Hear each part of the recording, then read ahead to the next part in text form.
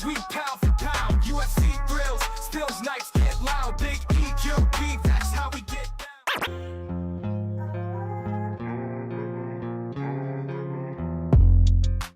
Yo, what's up everybody? Welcome back to another episode of the GRP. Back at it again on a Sunday, and yeah, just after UFC Vegas 111. Not so bad of an outcome, I guess, for the most part. I don't know if anybody watched it because it wasn't really the most popular of events. I saw people that normally follow everything kind of questioning whether, or kind of wondering if there was fights on, or not even remembering who was on them. And yeah, it's crazy, but that's kind of what happens with these fight cards, and it's all good. Sometimes we get surprised and we get a whole main card full of finishes, and that's what we got this week. Last week wasn't really like that, but we had a lot more finishes than I thought we would, and this week we get the whole main card with a finish. One submission, the rest TKO KOs. Not bad, not bad.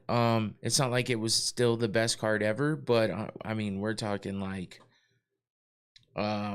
nothing really got to the third round. It was all second round or first round finishes for the main card, so it's pretty damn good if you ask me. I don't know what else you would ask for, really. I mean, besides obviously the most exciting fights ever, but and highlight reel knockouts and shit. I mean, of course there's always more you can ask for, but when you didn't even think that the card was going to be great at all, and then you get that, I don't know. I walk back my shit talking a little bit, just because it's warranted when you get that many finishes in the, the whole main card. So, still nothing to like talk about for the rest of the year. We're going to forget it here by tomorrow when we start thinking about UFC 322. But that's how the cycle of shit goes, right? I mean, it is what it is. Believe me, I'm feeling the lull of everything right now. Views aren't great. I have no motivation for creating anything like content wise because there's just nothing to do. It's like I gotta dig deep and go back, or I just kind of just take a break and hope that 322 brings things back. And that's kind of what I was just doing. I'm like, it is what it is. Can't get down about it every single time. I was on a roll there for a minute, but that's just how this game goes. And it's okay. Again, I mean, you can't get lost in the views and the likes and all that bullshit. You just got to keep doing what you're doing. Keep rolling. And that's what I keep doing. I keep rolling. And it is what it is. It's really all I can say. I just get down about it because I'm just like, man, I've been working so hard and things have been looking up, and then you see views not great, and then you see you haven't posted anything in a couple days, and it's like, man, I was on a roll. I had motivation, I had a lot of ideas, I felt very creative, and then it just all went away. But this week coming up, I feel like it'll come back, because 322 is a pretty good card for a pay-per-view. It's the usual November New York card, Madison Square Garden. So they got to do it somewhat big for that. And of course they did. And it's, I wouldn't say it's like the biggest card in the world, but it's definitely pretty fucking good. When you got two title fights,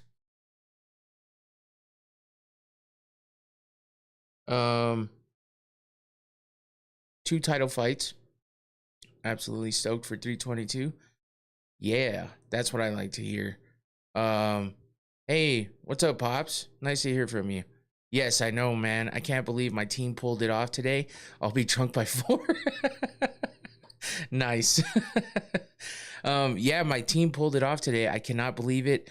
I was just very happy that I was mad, actually. I actually had my going rounds hat. I was like, I'm not even going to wear it. We were going out to watch the games with people, and my team got done, and I'm like, I'm not even going to wear the hat. I'm so pissed because I thought they were going to lose.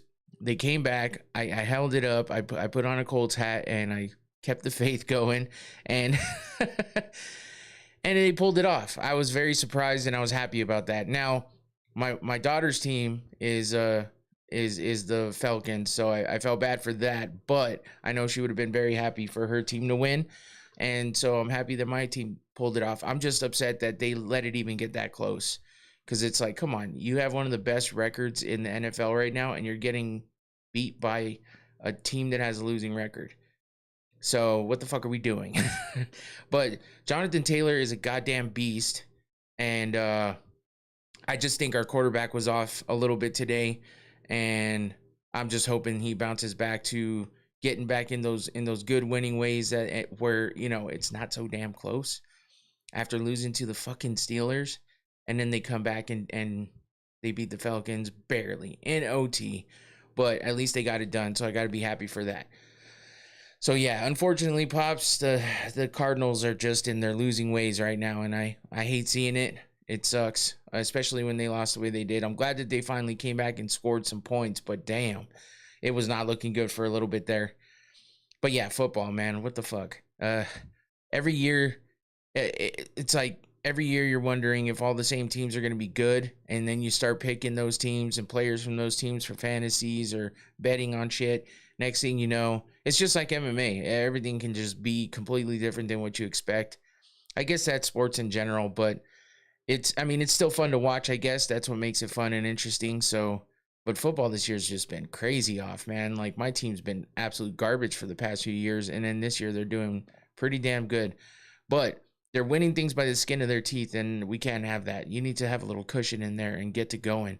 So, yeah, exactly. It is what it is. Fucking, let's just hope that they get better. For both teams. My team, as far as getting better at winning without having to have a nail biter at all times. And, you know, the Cardinals, that's the home team for me. Even though I like the Colts, still got to root for the Cardinals, and they are my Pops team. So, you know, hometown team, I don't want to see them do horrible. But, yeah, they got to get their shit together, too, for sure. So, football, crazy. But, yeah, 322, definitely excited for that. 2 title fights, Jack Della Maddalena versus Islam Makhachev for your main event. And then you got Valentina Shevchenko fighting Zhang Wei Li coming up weight class to try to become a 2-weight. Love you too, Pops. Thanks for jumping in. I appreciate you. But yeah, we got Weili Zhang coming up, trying to become a 2-division champion. Obviously, the UFC is not letting the double champ status happen. So, you know, she vacated her belt, which Mackenzie Dern just won. And that was a good fight. And that was it. You know, she deserved that win. So she got it. And it was a hard fought one at that. So Mackenzie Dern's your new champ in the women's strawweight division. Now Zhang's moving up to the flyweight division and trying to get a belt there as well. But Shevchenko is a tough opponent. So that's going to be, you know, she's been damn near unbeatable for a while. She showed some human side of her for a little bit there, but then she got back to her winning ways. So we'll get all deep into that preview on Thursday. Make sure you come back for that. And of course, we got Leon Edwards versus Carlos Prates on that fight card as well. That should be damn good. Man, Sean Brady versus Michael Morales. That's an interesting one because Sean Brady is a dog and Michael Morales is big and he's been on a roll. He's 18-0 overall and he's just undefeated. It's tough. So we'll see how that fight goes for Brady. Brady's obviously only got 1 loss in his career and he's, you know, looking to try to get a title fight. I'm surprised that he's actually taking this fight, honestly. But it's a good one for him because if he wins, he you know, stops that hype train, and on top of that, makes it look better for him to get that title fight. And then you got Beneil Dariush versus Benoit Saint Denis, and that's just an interesting fight because fucking Dariush just, you know, when he loses, but man, he was on a roll there for a while, and so was BSD. BSD's finally got some of it back a little bit, so that should be a good fight there. So yeah, main card pretty solid. Bo Nickel down in the featured prelim versus Rodolfo Vieira. Remember, they had him on the main card, and then everyone bitched about it, and the UFC decided, okay, let's bump him down. So he's down there in the prelim card. Roman Kopylov versus RoboCop Gregory Rodriguez. That should be a damn good fight, honestly. Aaron Blanchfield versus Tracy Cortez. Hell yeah. Malcolm Wellmaker versus Cody Haddon. Wellmaker's a beast. Another undefeated fighter, up and comer, knocking people out left and right, first round finishes. That's an exciting prelim card right there. Early prelims, GM3, Gerald Meerschaert versus Kyle Dawkins. Pat Sabatini versus Chepe Mariscal. Angela Hill versus Fatima Klein. And Basinger's Susa Kairev versus Eric Meconico. So that is a pretty fucking well-rounded card, honestly. There's not much you can complain about there. You got some pretty damn good potential fights, potentially great fights in that entire card. So 322, I'm looking forward to it. We got a fun week of anticipation coming up with that. Be on the lookout. Follow on my social media. I'm, posting TikToks everywhere. I'm posting YouTube shorts. Like I said, I didn't do much of that over this past week because there wasn't a lot to post, and it was tough. But we are rich in content coming up with 322. So be on the lookout for that. And don't forget to come back on Thursday for the full breakdown and preview of UFC 322, as well as any other combat sports news hanging out there, or that might happen between now and then. Let's hope for all the health for all these fighters on this card, and let's hope that we don't get the injury bug going on that, because that would really suck. But UFC 322 should be good. Definitely going to be having a watch party for that. We got all the usual suspects coming up in here, and we'll be live in studio. So a lot of stuff coming up this week. Should be a good one. But for now, we got to focus on recapping UFC Vegas 111. Like I said, pretty good main card. The rest of the card wasn't half bad either. Some good finishes down there, but the main card was really what stood out. But before I get too far, I actually I just texted my boy over here with Noctane.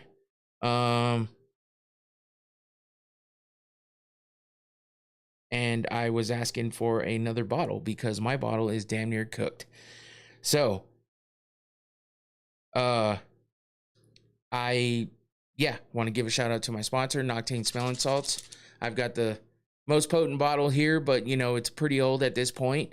I leave it in this room now, unless I'm driving out of town, but that's what I use it for, to drive out of town. For work, I get pretty tired behind the wheel, so I make sure that I keep myself awake by taking a good, nice whiff of the smelling salts while I'm driving, and it wakes you up, keeps you alert. Last week was all me. I was way out of my sorts on Thursday, and I was messing up my words and everything else.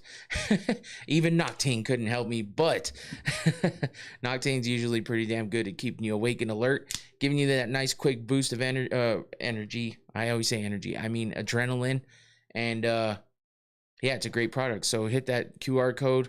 There's a link in the description below. I'm going to take a whiff here, see what I can get out of this bottle, and then we'll move on. Oh, see, I got nothing at first, and then the second one got me. So that's good. It's not completely dead yet, but you can revive it a little bit. You splash a little bit of water in there, and it kind of refreshes, and that's what I did. So that helped me out a little bit, but it's on its last days. So I will be getting a nice fresh bottle for that watch party, and we're gonna just go at it with that. But thank you, Noctane, for the sponsorship, of course, as usual. Appreciate you guys for always listening to that. I know I do it every show, but you know what? I got to give a shout out to the sponsors. Never thought I'd even have a sponsor, much less one that was cool enough to give me the product and have a good product to talk about, because I use it all the time. So hit that QR code, link in the description below. Go check out their website. You can scroll all the way down to the bottom of the main page and see that they say they proudly sponsor the Going Rounds podcast. That's me. And check out their website. It's a good one. Thank you, Noctane. And that's it. Let me take a big sip here, and we'll get to the recap. Let's get started. That's really all I got for you guys today. UFC Vegas 111 recap. Not a whole lot else going on this week. Little bits and pieces of things here and there, but even the betting scandal stuff kind of cooled off as I anticipated. So there wasn't a ton going on. And yeah, I just been rolling through. You know, I didn't even get to watch all of the fights. I had an impromptu kind of hang out with the friends yesterday that I didn't see coming, and we had a good time. So I was watching the fights off and on in the background on my phone, but I didn't pay much attention. So I woke up this morning before we went and watched some football, and I got to watch the fights then, all the ones that I missed. And yeah, I'm glad that I get to do that. So now we got to do the recap and talk about it. So nope, it was Gabriel Bonfim. His brother did fight, but not in the main event. Gabriel Bonfim versus Randy Brown for the main event. And honestly, I was high on Randy Brown, thinking that he could get the upper hand on Bonfim. That didn't happen, so it's a good thing I didn't bet anything. But we all know how that one goes for me. But we'll have to take a look. Actually, let's take a look real quick at what the fight wheel had. Christian Leroy Duncan to win. That was correct. Chris Padilla to win, to beat Ismail Bonfim. That's correct. Muslim Selikov to beat Uros Medic. That was incorrect. Medic got the win. Joseph Morales to beat Matt Schnell. That was correct. And then Bonfim to get the best of Randy Brown. And that was correct as well. So for the second week in a row, which is crazy, the fight wheel predicted all the fights correctly. So I got to give the fight wheel props for, you know, randomly selecting the proper fights to win, except for one on both weekends. So that's kind of crazy because the fight wheel is completely random. I spin the wheel. I'm sure you've seen it everywhere else all over the internet. A lot of people use wheels to randomly select things, and that's what I do here because I don't want to steer people the wrong way. My bets are horrible. I mean, really, I'll do parlays and I'll miss by one, but when you parlay things up, it's all it takes is that one to miss and you lose. So I don't bet on things straight up because I don't know, just not that big into betting. So because I kind of gave that up, and I don't really do like specific picks, I just kind of go through the fights. So I let the fight wheel predict randomly, and it's done pretty well the past 2 weeks. So we'll see what happens this upcoming week for UFC 322, the next pay-per-view, second to the last one of the year. And yeah, we'll see what the fight wheel predicts for that. For now though, UFC Vegas 111, Bonfim gets the win over Brown. We'll dive deeper into that when we get there. But like I said, the main card, all finishes, all KO TKOs except for one. That would be the co-main event that had a submission win. And then when you look at the prelims, we did have a lot of decisions. The last three fights at the top of the prelims were all by decision. We had one KO in the middle there, another decision, and then a couple submissions. So not too bad. I mean, honestly, we had 4 decisions out of what, 3, 4, 5, 6, 7 fights in the prelims. 4 out of the 7 were decisions. The rest were finishes. So not too bad. We've definitely seen worse, where we've had whole cards just completely full of you know, decisions, and that's always garbage. I mean, there's a lot of times where you get those big fights that are interesting and fun to watch all the way through, and their battles and wars, and those are good. But you know, when you get a whole fight card full of decisions, it's a bit much, man, and that's a long time to watch every single round of every single fight. And you know, especially if there's not a lot of action, that's tough. But we did not get that here. So let's get started with the first fight on the prelims, and it was a good one to start the night off. Late replacement Zachary Reese to fight Jackson McVeigh, and McVeigh was supposed to fight Robert Valentin, and Valentin withdrew that fight due to a back injury. So Zach Reese steps in, and he actually got a performance of the night bonus with his win over Jackson McVeigh. And I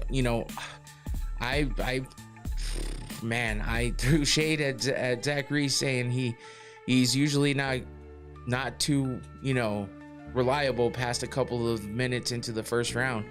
And while it looked like that might happen in this fight, considering he started off so damn tough, like he came out running and he was throwing a lot of aggressive strikes, but McVeigh had that crazy tight clinch, and he kept that shit, man. He was throwing Reese around and controlling him with that clinch, and he was getting a lot of good strikes off with it.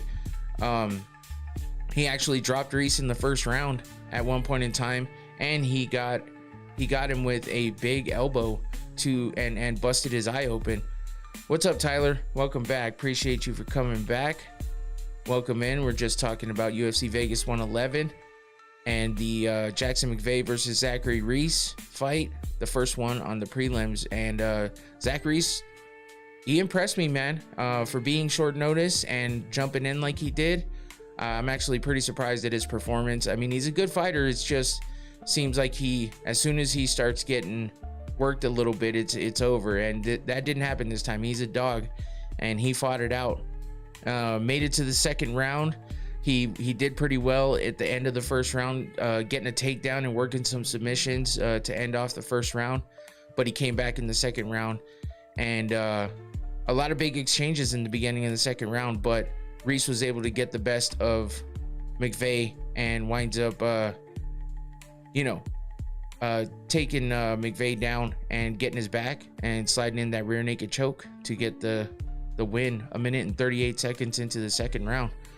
So Zach Reese with the big win, stepping in on short notice against Jackson McVeigh. And that is your first fight of the night on UFC Vegas 111.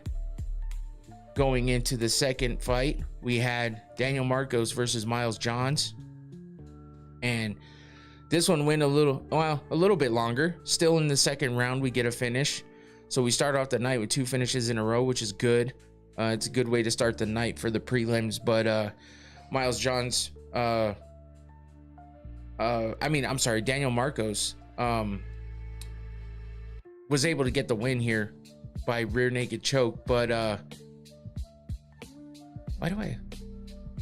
oh, that picture looks weird. I was like, why is that picture wrong? It's not. It's just the way that he's got him wrapped up. You see what looks like, maybe that is the wrong picture.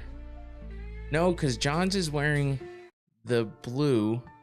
Wow, that is a optical illusion if I've ever seen one. Because you see Miles Johns' head on the left side, and Marcos is in the back and the right, but it looks like Daniel Marcos has it looks like the arms are wrapped around Marcos' face. So I doubted myself there. I thought I had the wrong picture. I'm like, wait, that doesn't show the right thing, but it definitely does. So Daniel Marcos gets the win in the second round by rear naked choke as well. But I mean, Johns looks, he looked all right in the beginning. He had a couple counters in there, attempted some takedowns, stuff like that, but Marcos was just getting the best of him with some leg kicks. He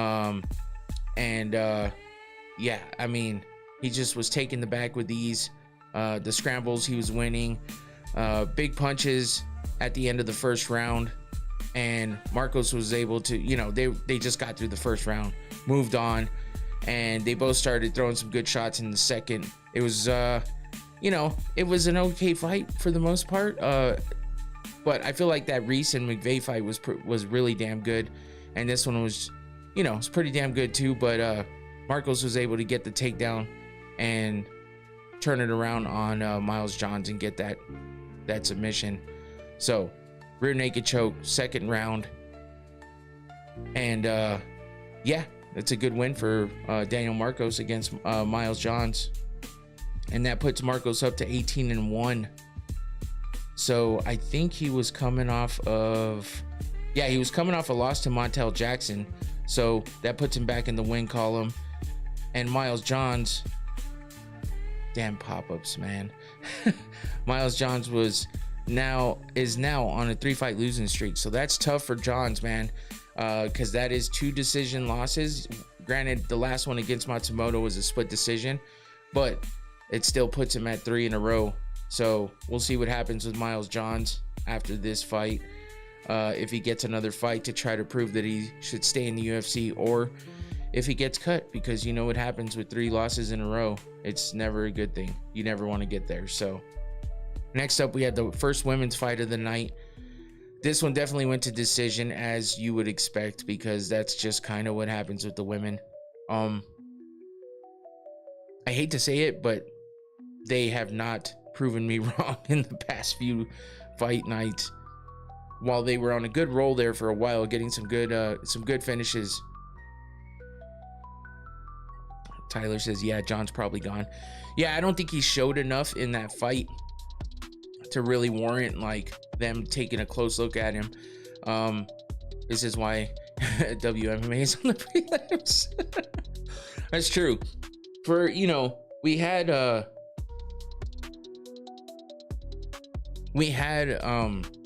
some good women's fights when they were starting off the prelims there for a few weeks in a row, where I was eating my words talking about how we're probably going to start off with a boring, you know, decision fight, and we got some knockouts. I was hoping that would keep up and be a trend, but it didn't happen. I mean, Tisha Pennington, she's known for decisions. I mean, she's called the Tiny Tornado because she's fast, she's ripped up, but you know, they're so small at 115. She's even smaller of anything. But yeah, you're just not getting a lot of finishes in there. And this one also didn't get a whole lot of finishes. I mean, Denise Gomes, just pressuring, man, with the leg kicks. Pennington just struggled a bit. Gomes couldn't really hold her down because Tisha's just the Tiny Tornado. She just scrambles, she runs around. But you know, she did get some submission attempts in there in the first round. She wins the first round, gets to the second. You know, just a lot of the same, really. Gomes wins the second round as well, and then gets through, kind of continues on the same path, just doing all the same stuff, really. Pennington didn't do a whole lot that could even make it questionable as to who won that fight, honestly. But yeah, unanimous decision win for Denise Gomes. That puts her up to 12-3, and I believe she's on a win streak. Yep, she's on a 4-fight win streak. Not bad. And I mean, she beat Karolina Kowalkiewicz, which we know she hasn't been the best in a while. That was back in November of last year. Elise Reed and now Tisha Pennington. She started that win streak with Eduardo Mora, split decision win there, and she just seems to have gotten better. She did TKO Elise Reed and got a performance of the night bonus on that one, but came back with this decision win over Pennington, and that's par for the course with Pennington. She's either winning or losing by decision, but it just always goes to decision. That's kind of how it works for her. So that was the first women's fight of the night and the first decision fight of the night. We get back into the finishes pretty quickly though, with the big guys at heavyweight. This fucking guy, Josh Hockett or Hokett, however you say his name, versus Max Jimenez. When I was watching this, I was like, I didn't get to watch it live. So when I was seeing yeah, it was an impressive performance. When I was seeing the replay, I thought it was Jimenez or Jimenez, however you say his name. I thought it was him that won, and I was kind of laughing because Hokett is one of those big mouth guys, but he's like a mix of, how do I want to say this? A mix of Colby Covington and maybe fucking Triple C. Because it's cringe as fuck. That's really what it is. It's like, I don't know. It's all, or I guess a combination of Chael, but not as good as Chael. So, yeah, there you go, Tyler. You just said it right there. I don't think he's as good as Chael though. But I guess people were cringing over what Chael was saying back in the day too. We kind of had the appreciation for it after he was done fighting. While, you know, I still think it's a little cringe. And then Colby's just a fucking fake demon. We know that. He talks mad shit, but he doesn't really back it up much. And neither did Chael when you really think about it. Chael was put in some really high pressure, high level situations, and he just crumbled. And you know, when it comes to Colby Covington, it was kind of the same thing. But Hokett is showing signs of being pretty good here in the beginning, but Jimenez was making his UFC debut, and you know, he was 6-1 coming into this, so you know, it's not like there wasn't a whole lot there. I had never heard of him. I'm not really sure what was, you know, was going on with him. He did have a decent amount of finishes in there, but nothing crazy. So he was just making his UFC debut against Hokit, who was making his first official UFC fight. He fought in the Contender Series, where he, you know, got a quick finish there as well. But he gets on the mic and he just, you know, it was all rehearsed. You know, it was all in his head. It was not off the top of his head. There's no way he's that quick, because he's a big bumbling idiot. He's just so cringe, man. I don't know. I just don't like the guys that are like that. Now, hey, listen, I'll give him props. Get your bag, make your money if that's how you're gonna do it. If it works for you, then get it, man. I mean, yeah, I can't blame you for that. But it's really annoying. And he's just not the best at it. It just seems so rehearsed and so fake. So I wish that he would just kind of come out and be himself. And if that is him being himself, then I'm wrong, you know. But you could tell it's just, he might as well be reading off of a script in front of him. But he did it. He got the KO win. 56 seconds into the first round.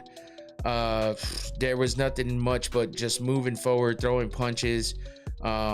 Jimenez tried to, you know, throw him off with some leg kicks and stuff like that.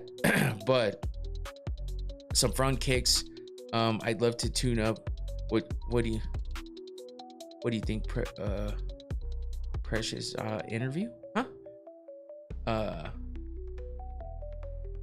If you're asking me about his interview, yeah, that's kind of what I was talking about. Like, I don't know, man. I don't know what to think about it. It's like, it's cool. At least he's trying to be interesting and be fun. It's just the way he does it is so off. It's weird. It's weird.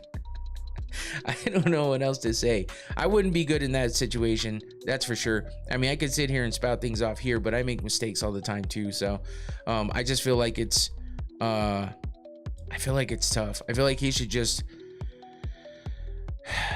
he should just not be so calculated with it. As far as like the Cejudo O'Malley clip, I'd love to tune up what you do. What do you say, Precious? Oh yeah. I got you. See, that's how much I dislike the stuff that Cejudo says and stuff like that. It's I feel like Hoke put a bunch of different things in there, so I guess that was clever, because I heard something at the end of the end of the interview as well, that sounded familiar to me from someone that said something in a post-fight interview.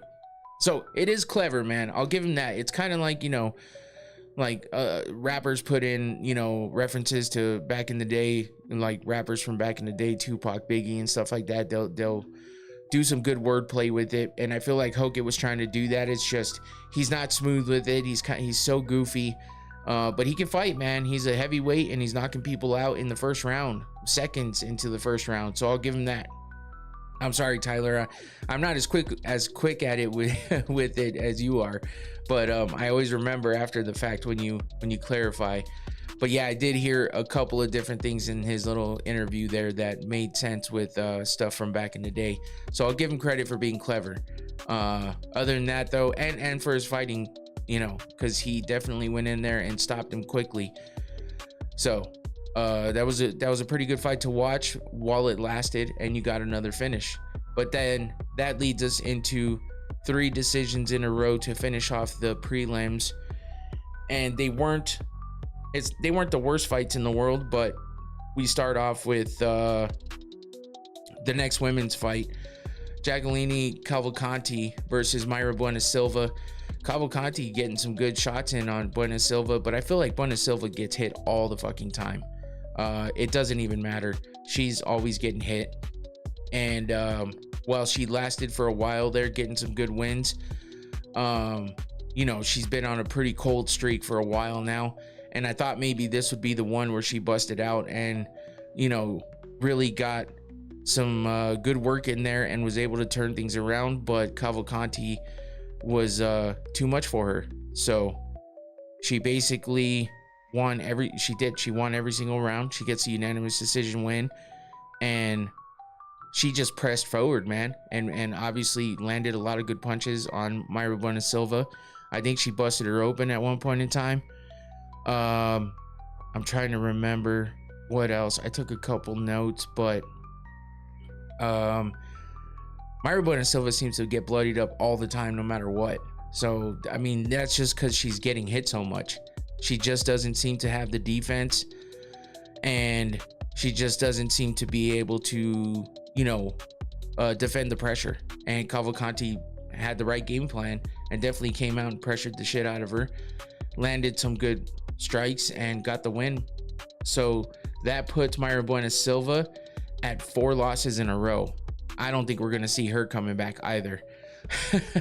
I mean, she was one of the women at the top there. She had a 3-fight win streak that was going pretty well for her, but then she hit Holly Holm with the no contest that got overturned because she dropped dirty. And since then, coincidentally, she has not won. So maybe whatever she got caught for and said that it was a tainted supplement or something, I'm sure.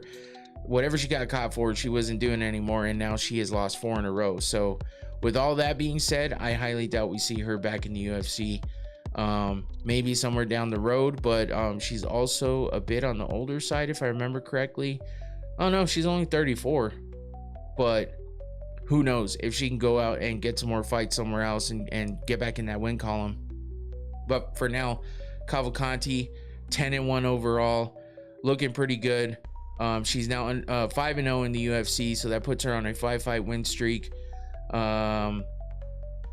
This is probably her biggest win, even though Bueno Silva was not on the best the best streak there, but still, name-wise, biggest win. She beat Julia Villa before Nora Cornelli, Jose Nunez, and Zara Fairn. All decisions, but she is undefeated, 5-0 in the UFC. So we'll see what that moves her up to and where she goes next. And that brings us back to the men. Over to Ione Barcelos versus Ricky Simone. And this one, Ricky Simone is another guy who gets hit a lot. Gets busted open all the time. He's always bloodied up in a fight, but a lot of times we see some good back and forth with him, and I feel like we got that here. While it looks like Simone won the second round, he lost the other 2, so he was able to do pretty decent in that second round at least. It was pretty fast paced. There was, man, the groin strikes on this night were prevalent. I mean, I think I might have seen maybe one eye poke, but there was a few different times where I saw some groin strikes. And some, I think it happened in the Reese fight. It happened in the Simone fight. And I can't remember the other ones. But Barcelos needs a ranked opponent. Yeah. Oh, wait. It wasn't in this fight. This was in... The groin strike was in the next fight. Damn it. I forgot. Yeah, that's right. But, yeah, Barcelos definitely needs to take a step up. He's looked pretty damn good in his fights. He's on a 4-fight win streak. Christian Quinones, Peyton Talbot, Cody Garbrandt, and now Ricky Simone. So after Peyton and Cody, I would have thought he would have gotten someone a little bit higher ranked. But just with those name values. But he got Ricky Simone. He's a tough fight always. I mean, he's always aggressive. He's always pressing forward. I mean, like I said, he won the it was the first round he won. Man, I got my notes are all messed up here. I should have made these a little better. I was just trying to take notes because I watched the fights so like all off. Like I watched some of the fights yesterday and then some of the other fights this morning, so I was trying to make sure that I didn't mess everything up. But clearly I did anyway. I have the issue of when I write stuff down and trying to reference it back, I start reading it instead of just referencing it, and then I get my shit all mixed up. So that's okay though. I usually don't use notes. I made notes this time. it is what it is. I got to find a good balance in between the two so that I can just look at my notes quickly. Maybe it's just a matter of how I wrote them down. So, but yeah, and there's, yeah, two rounds to 1 for Barcelos.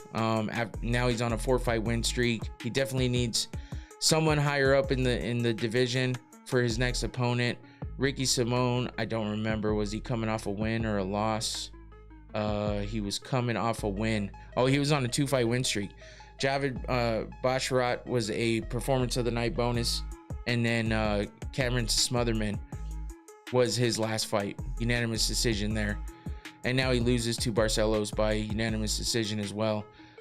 So at least he's not on a big losing streak, but that's kind of Ricky Simone for you. Wins and losses all the time, you know, back and forth. But Barcelos is now on a 4-fight win streak, so we'll see who they give him next. Hopefully it is someone a little bit higher, and we'll see what he does with it. I mean, he beat Cody Garbrandt. He was the first to beat Peyton Talbot, so I think he can withstand a higher level opponent. That would be good for him. So next up, we had Jamal Emmers versus Hyder Emil. This was the one with the groin kick. But yeah, Emmers looked pretty good in this one, honestly. Another decision here, the last one of the prelims, and this was the last fight of the prelims as well. But Jamal Emmers just looked good, you know, overall. He it looks like Hyder Emil basically won the first round, but he had that he got that groin kick and stuff. But a lot of volume in strikes and high pressure from Emil. But yeah, Emmers just came back and was able to win the next 2 rounds. You know, getting takedowns, putting the pressure on Emil, and I feel like Hyder Emil learned you can't be a marauder on the ground. That's the truth. Because he just pushes forward all the time. But if you're on the ground, unless he could be that on the ground if he just was able, you know, if he was able to get up quickly, but he's not able to get up quickly, and that's his problem. He can't get back up and do what he does. So if you can't be that active on the ground and get out of the positions and get controlled all the time, then you're not going to be able to get back to your feet and do what you do best. So that's why you got to be well-rounded in this game. And you know, some people just rely on what they know and what they are good at, and they keep working on that instead of working on the other things that need work. You know, it's like, if you can fight on your feet well, then why keep doing that, and why not work on everything else? At this point in time, you would think that'd be evident, and most people have learned that and change it up. But Hyder Emil just seems like he knows what he can do on the feet, but if it's not working for him, it's over, right? That's kind of how it goes.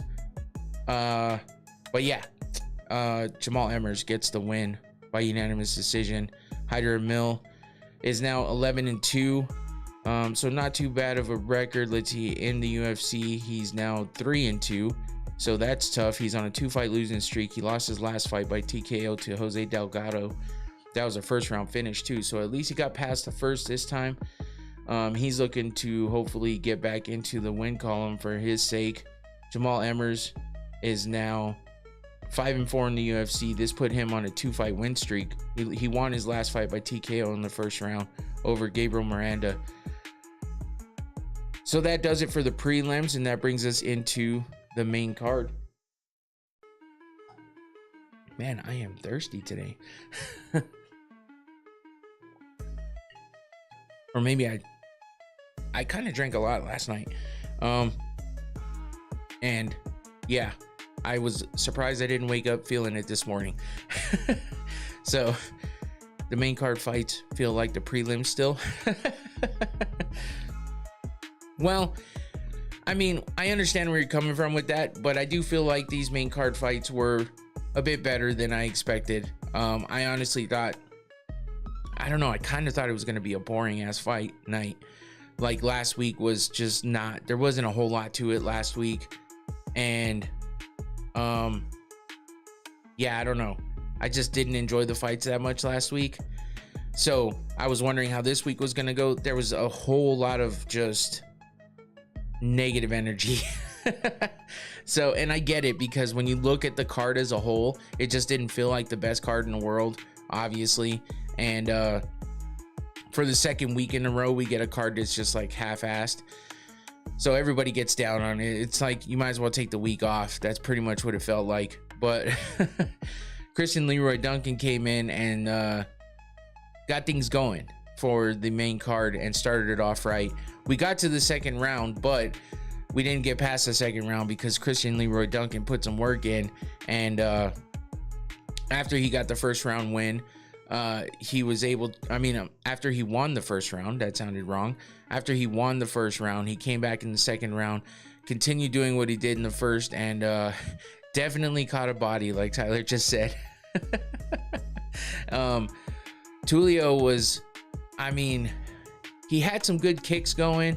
He was putting up a fight in that first round, but Christian Leroy Duncan was throwing a lot of spinning attacks, and I think that got Tulio off his game quite a bit, because Duncan was actually landing some of those, and that's what started the ending sequence for him. He landed a spinning back fist, and Tulio was already cut open and bleeding from his eye, and then he landed that spinning back fist and rocked Tulio, and then he followed up with that right hand and dropped him.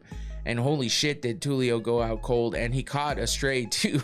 At the end, he caught an extra punch he probably didn't need, but he was out cold. Christian Leroy Duncan came in and just did some work, man, and it was a fun fight to watch. Duncan gets a performance of the night bonus for that win. That puts him at 13-2 overall, 6-2 in the UFC. He's on a 3-fight win streak. That is back-to-back. Get this, back-to-back performance of the night bonuses for Duncan. Back-to-back spinning spinning attacks that get him the win. Eric Anders was a spinning back elbow, and then he finished him with punches on the ground. Tulio was a spinning back fist that then he followed up with punches to finish him. So those spinning attacks are working for him, which is why you see that motherfucker twirling around in the cage. Constantly spinning attacks, whether it be kicks, elbows, or punches, but they're working for him. That's 2 fights in a row where he started that ending sequence with the spinning attack, and he got it. Ballerina. But he's got 2 finishes and 2 performance of the night bonuses, so we'll see who they give him next, and if he continues being successful with the spinning attacks. He's about that spinning shit. If you remember Nick Diaz back in the day, he's like, oh, we're throwing spinning shit now. That's a classic. But CLD is definitely good at him. He's landing them, and as long as he doesn't overdo it and he stays accurate and precise with those spinning attacks, and he's gonna be successful. So Marco Tulio was coming off a win. He was on a 2-fight win streak and undefeated in the UFC. Only 2 fights, obviously, but he had 2 finishes over Ihor Pretoria and Tracion Gore, both TKO wins, and then he met Christian Leroy Duncan and gets his first loss in the UFC. So yeah, he fought twice in the Contender too. I don't remember that, but okay. Anyway, Christian Leroy Duncan starting the night off right in the main card with that KO win, and that brings us over to the second fight. Chris Padilla versus Ismail Bonfim. Holy shit, man. Bonfim, he just worked himself into nothing. He just got broke, basically. He couldn't keep it going after the first round, man. I mean, I feel like he came out in the second round and maybe had like a small had a Herbert Burns performance. He sure the fuck did. I feel like what did I do here? Well, I just completely missed my notes on this one, but that's okay, because I watched this fight twice. I watched it a second time, forgetting that I had watched it the first time. But I watched the Christian Leroy Duncan twice too, because it was just a good knockout, so I liked it. But it felt like he got injured in the first round or something. Yeah, I'm not sure. It was weird. I think he just fucking gassed, man. I don't know. He looked so bad in that second round. Like, he just didn't know what to do with himself, and Padilla just stayed with the pressure and kept just fucking moving forward on him, and Bonfim just turtled up and couldn't do shit and got finished on the ground. So it wasn't some spectacular finish or nothing like that, but I do think Padilla earned the win. He just he broke Bonfim, man. There's nothing Ishmael could do.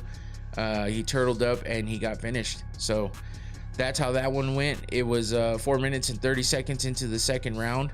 And yeah, there's not much more to it. Padilla put all the pressure on. Bonfim did what he could in the first round, but pretty much gassed, and it was over. So maybe he did get injured in the first round, like Tyler said, but I haven't seen or heard of any of that.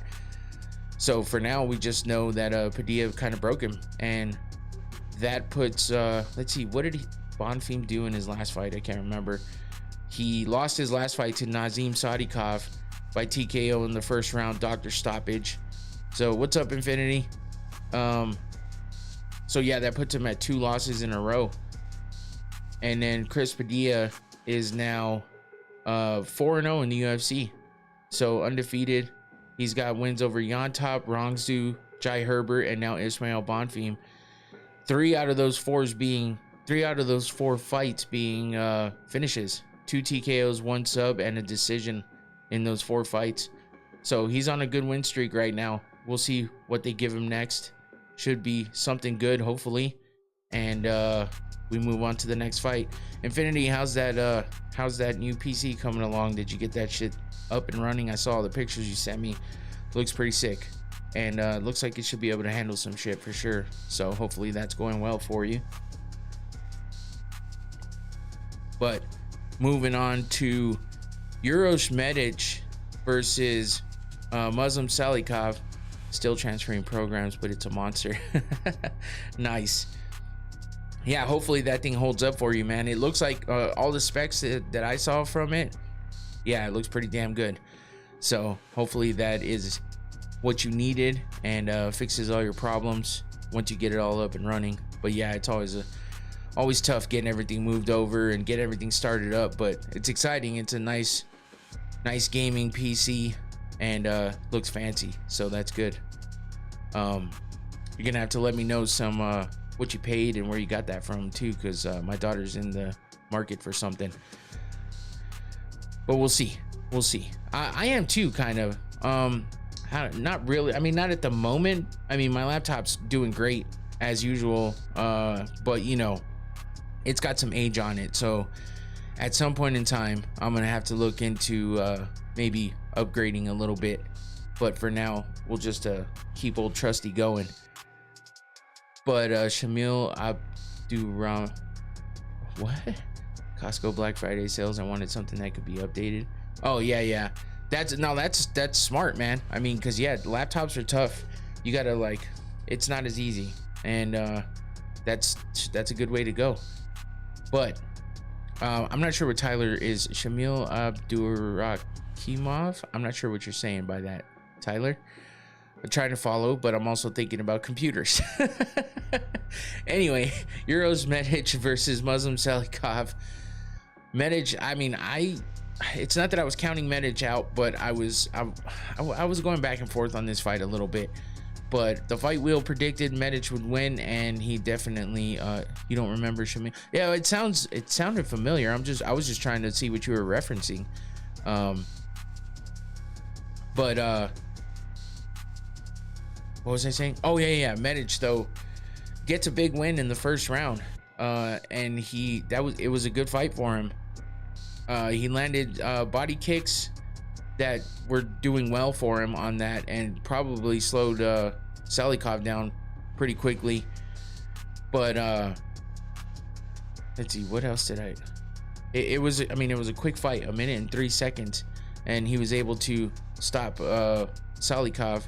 But Salikov is older. I mean, that's kind of what I was looking at when I was looking at the matchup, is how much older Salikov. He's 41, But I mean, he still looks like a beast. He was on a 3-fight win streak with 2 performance of the night bonuses. So that's kind of why I was thinking Medic, I don't know how he was going to do. But with what Salikov had done in the past 3 fights, I mean, he had 1 split decision win over Ponzinibbio and then 2 TKO finishes in the first round, both performance of the night bonuses against Keenan Song and Carlos Leal. So I'm thinking Medic is kind of along the lines of those guys. And he was coming off of a win over Gilbert Urbina in the first round, another TKO win in the first round. So yeah, he just followed that up with a second win in the first round again against Salikov. So good on Uros Medic to get that win early and get us a quick stoppage in the welterweight division. And that brings us over to the co-main event, Joseph Morales versus Matt Schnell. Where am I at? There we go. Losing track already. But yeah, this one was kind of crazy, man. Morales, here's the thing with Schnell. I feel like he looks like he could be better, and then he just doesn't. I don't know, man. There's something weird about Schnell. He's 7-8 now in the UFC, which is fucking tough. I just feel like when you watch him fight and when you start to watch him fight, it's like, okay, this dude probably has some skills, but he just doesn't do well, man. Even in grappling matches he's had outside of the UFC, he's lost. He's got like 2 wins in his past 1, 2, 3, 4, 5, 6, 7 fights. He's 2 wins out of his last 7. Couple of fight of the night bonuses back in 2022, but other than that, he's just been getting finished, and that's really how it's gone for him. It's either getting finished and losing, or a decision win is really all he's done. So yeah, Morales was able to take advantage of all of that and get the win in the first round. He put him in that nasty like crucifix, and then he turned it around on Schnell. Subbing Schnell is decently impressive, better than KOing him. Okay, well that's good, because fucking that's what Joseph Morales does. 8 wins by now. He has 8 wins by fucking submission. He's never been submitted himself. So yeah, I mean, Schnell just gets finished over and over again. So yeah, it's crazy, man. I don't even know how he's still in the UFC, to be honest with you. I didn't think he was until I saw this fight, and I was kind of like, oh shit, Matt Schnell's still in the UFC. I feel kind of bad for saying that, but not really. But yeah, Joseph Morales, he was in the UFC way back in 2017 and 2018. He was 1-2. He won his first fight in the UFC, lost his the next 2, and then he was out over at Cage Warriors, A1 Combat, and then he came back in the Ultimate Fighter. I thought he retired, to be honest. I thought he did too. That's kind of what I was saying. Like, I didn't even think he was in the UFC. Maybe he retired and came back? That might be a thing. Maybe.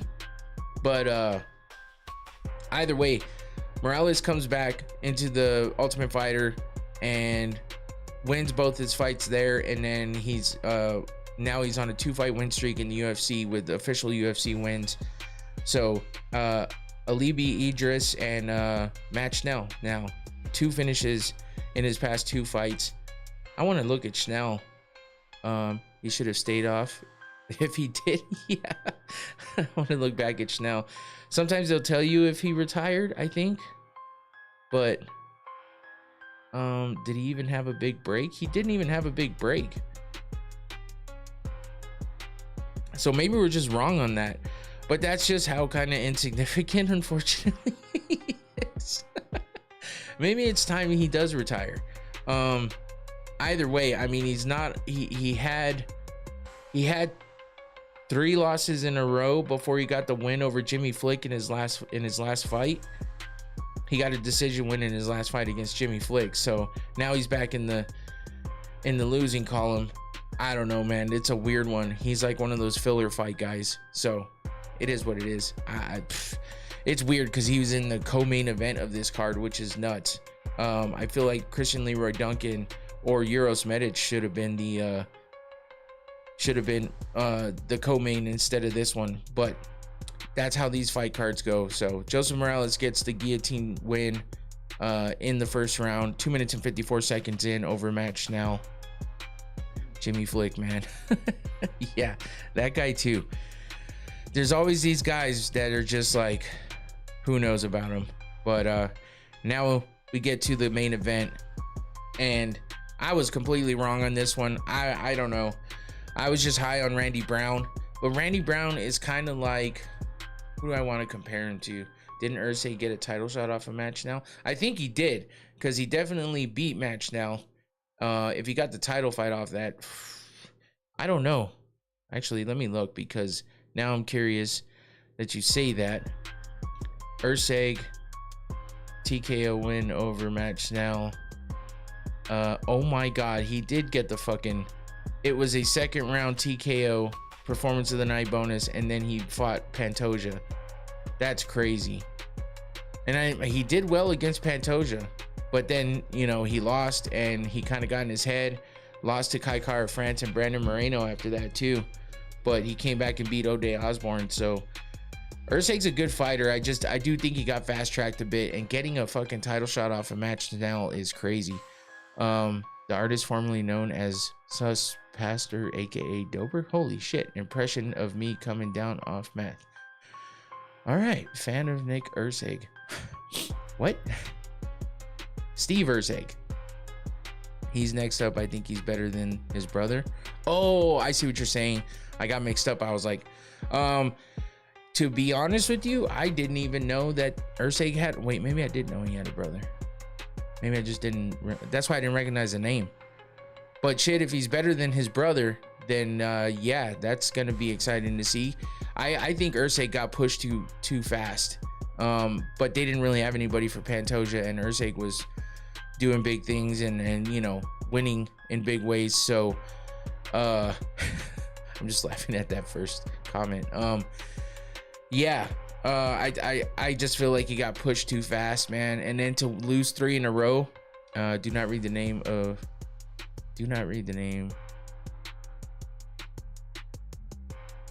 I got you. See, I see it in the second one. Yeah, I knew that didn't sound right. I should have known by the name of this person. Good call there, Tyler. I'm over here just thinking about brothers of fighters, and yeah. That's okay. You'll never catch me saying that for real. So you got to think that that's definitely a troll.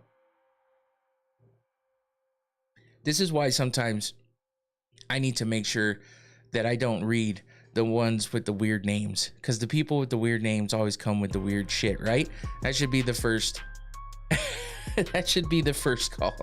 Infinity, I'm surprised you didn't catch that before, Tyler, but you might be doing something else in the meantime.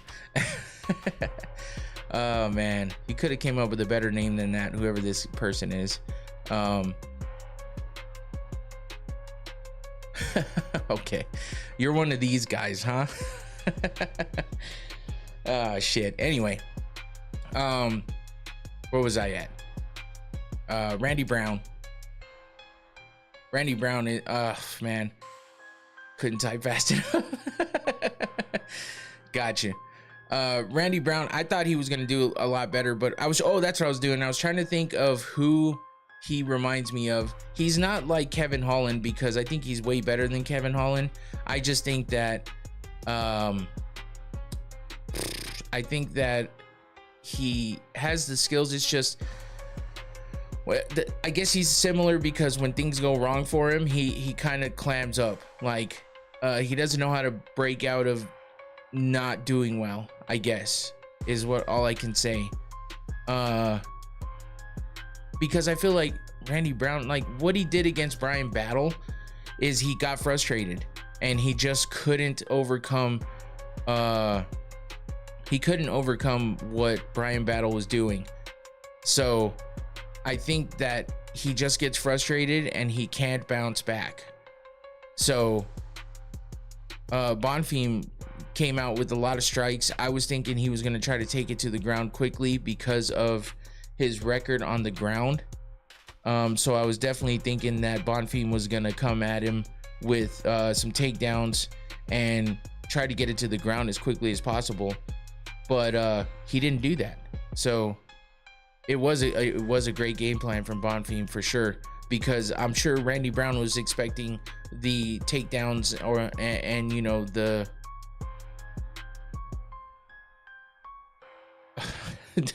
I'm sure he was expecting the takedowns.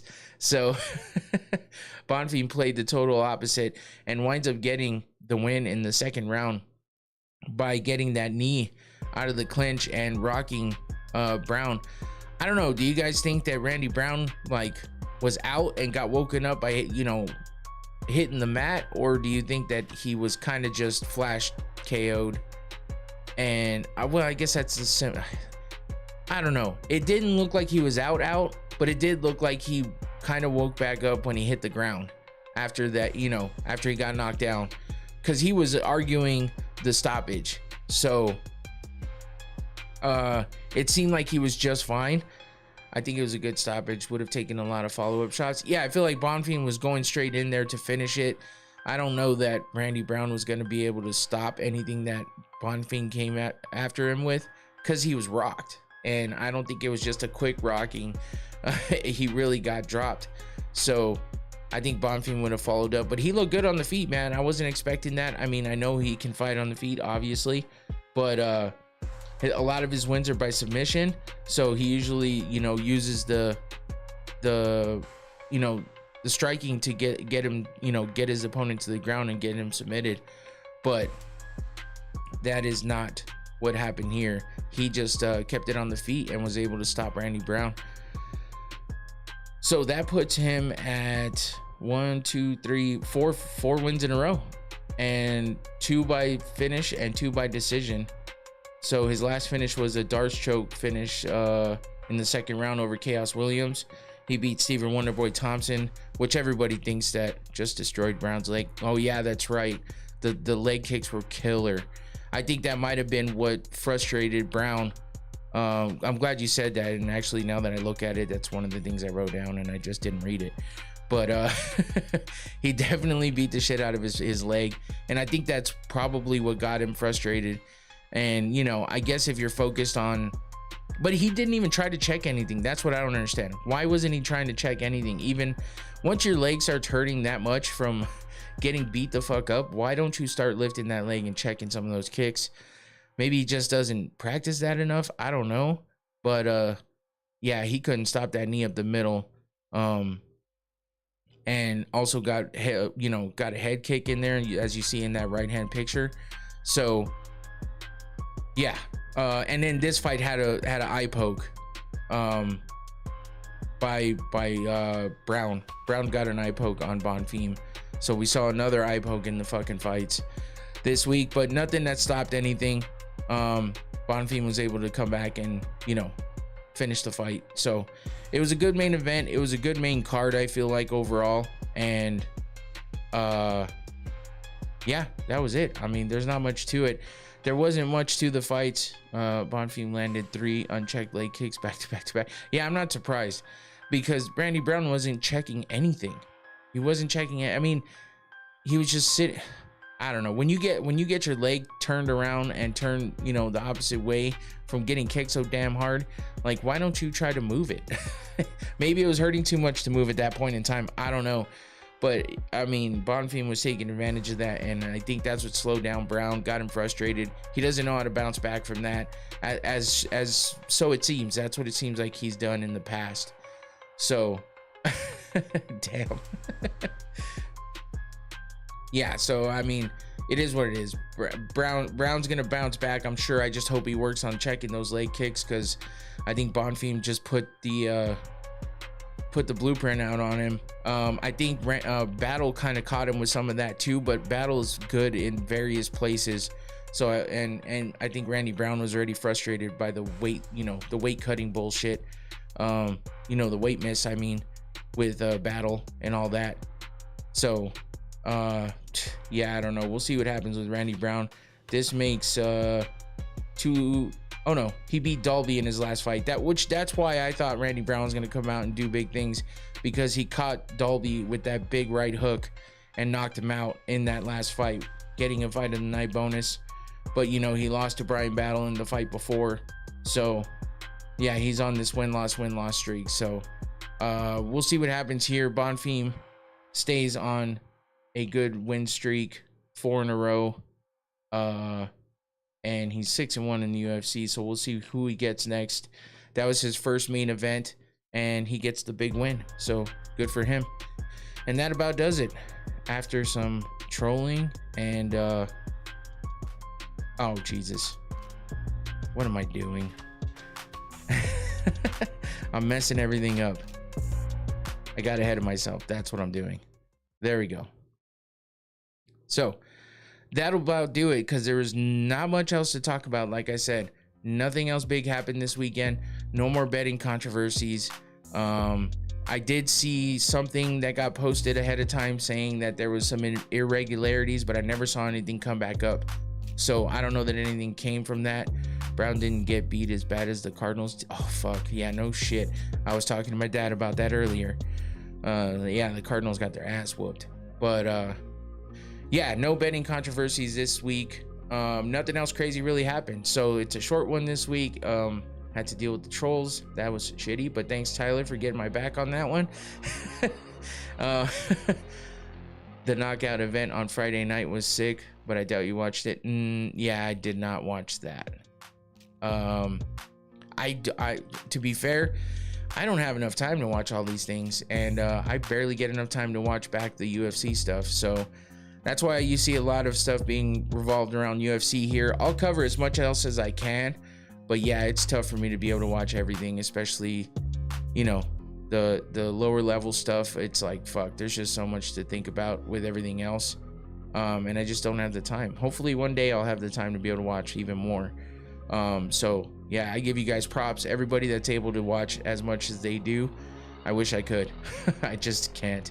So, but yeah, thanks for letting me know, because maybe I'll go back and check it out if I can find it anywhere. I don't know where it was playing, but I always like some good fights. So that's it for me, though. Come back on Thursday and catch the preview for UFC 322. We'll talk about Knockout is a fun Japanese promotion, but it's on late as fuck and it's in Japanese. Oh shit, it's one of those.